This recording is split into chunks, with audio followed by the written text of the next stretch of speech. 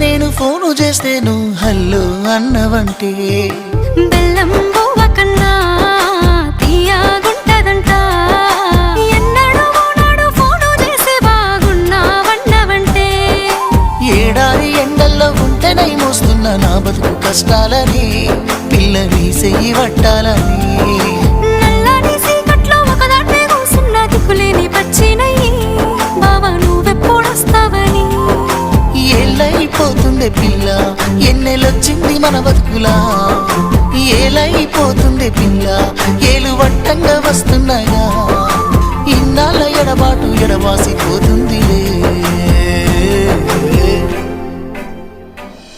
ఈ సీనయ్య గుంటున్నదే సినదారా నీ కోసము ఈ దూరాన్ని చెరుపుతూ తీరాల తెగిరింది అందాల ఈ మానము ఓ బాబా చూస్తున్నా